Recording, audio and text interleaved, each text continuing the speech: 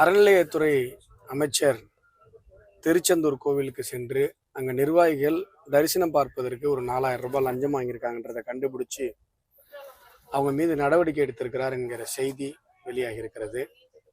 உண்மையிலேயே பாராட்ட தகுந்த ஒரு விஷயம். ஏன்னா 3 நாளைக்கு முன்னாடி நான் ப்ரெஸ் மீட்டில் கூட சொல்லியிருந்தேன், திருச்செந்தூர் கோயிலில் அவ்வளோ பிரச்சனை இருக்குது, பக்தர்கள் தொடர்ந்து புகார் அளித்து கொண்டே இருக்கிறார்கள், தமிழகத்தில் பல்வேறு கோயில்களில் பல்வேறு பிரச்சனைகள் இருக்குது, அதெல்லாம் பார்க்காம இவர் மூர்க்கு பாக்கெட்டில் போயிட்டு டேட்டு பார்த்துட்டு இருக்காரு அப்படின்னு சொல்லி நானே ப்ரெஸ் மீட்டில் சொல்லியிருந்தேன் 3 நாளைக்கு முன்னாடி.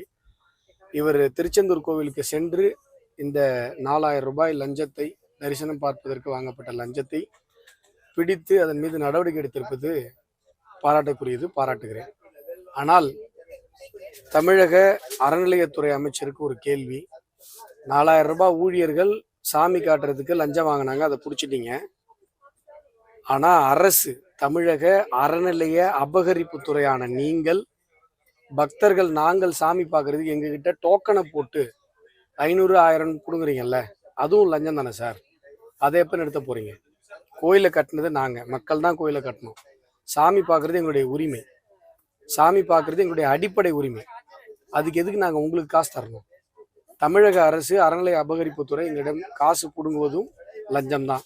எப்படி இந்த ஊழியர்கள் 4000 ரூபாய் லஞ்சம் வாங்குறது லஞ்சம்னு சொல்றீங்களோ, அதே மாதிரி தமிழக அரசு டோக்கன்ற பேரில் வாங்குறதும் லஞ்சம் தான். அதையும் நீங்கள் தடுத்து நிறுத்தணும்.